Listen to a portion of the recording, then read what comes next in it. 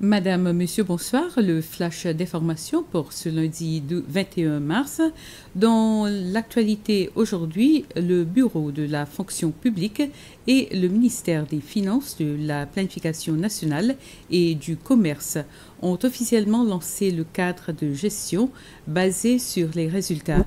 Ceci a eu lieu lors d'une cérémonie dans l'auditorium de la ICCS cet après-midi. C'est le président de la République, Wiveram Kalawan, qui a officiellement lancé le cadre qui sera adopté par tous les ministères et les entités publiques. Dans son discours, le président Ram Kalawan a insisté sur le fait que les ministres, les fonctionnaires et les directeurs généraux devraient réexaminer le mode de fonctionnement de notre service public et voir comment chacun d'entre eux pourrait, d'une manière nouvelle, utiliser ses aptitudes, ses connaissances et son esprit d'initiative pour faire avancer notre pays. Pour sa part, le ministre des Finances, de la Planification nationale et du Commerce, Nadi Hassan, a déclaré qu'un facteur important pour le succès de la gestion axée sur les résultats et le changement d'état d'esprit de chacun, où ils prennent tous plus de responsabilités et d'appropriation dans le programme de réforme. Pour la première fois, les Seychelles organisent le sommet de l'océan avec pour objectif de tenir des discussions sur la rédaction d'une déclaration des droits de l'océan. Cet événement que notre pays organise pour la première fois se tient à l'hôtel Eden Bleu. Les discussions ont débuté pour la rédaction d'une déclaration sur les droits de l'océan dans le but de sensibiliser le public à sa protection. Ce sommet fait partie d'une série de rencontres organisées par l'organisateur Ocean Race depuis ces 3 dernières années. Il se tient en marge de grandes courses de voiliers autour du monde. Tout ceci pour attirer l'attention du monde entier sur l'état des océans et la nécessité de les protéger en assurant leur durabilité. Dans son discours à ce sommet, le président Wiveram Kalawan a exhorté le monde à imiter les Seychelles dans la protection des océans et de la planète.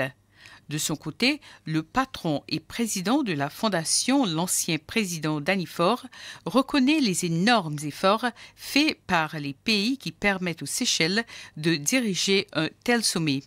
Il a ajouté que sa fondation travaille avec d'autres pays de la région sur une politique commune de gouvernance de la région ouest de l'océan Indien.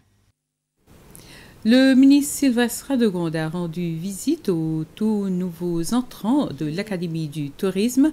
Avoir de la passion pour cette carrière et pour cette industrie, c'est l'essentiel de l'appel lancé par le ministre des Affaires étrangères et du Tourisme aux nouveaux entrants ce matin à la Misère. Le ministre Radegonde, accompagné par la secrétaire principale du tourisme, Sherine Francis, s'est rendu dans cet établissement pour encourager la nouvelle cohorte. Pour commémorer la Journée mondiale des arpenteurs géomètres, le ministère de la Terre et du Logement a invité les élèves de SIT, l'Institut de technologie des Seychelles et des études avancées SALS, afin de leur faire découvrir l'équipement, outils et instruments utilisés par les arpenteurs géomètres. Il s'agit des élèves préparant leur diplôme en construction ainsi que ceux de Advanced Levels suivant des cours de mathématiques, physique et géographie.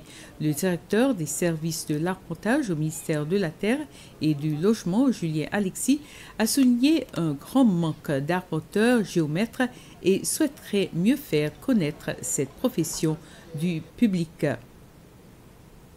Et c'est sur cette information qu'on se quitte. Merci de nous avoir suivis. Bonne continuation.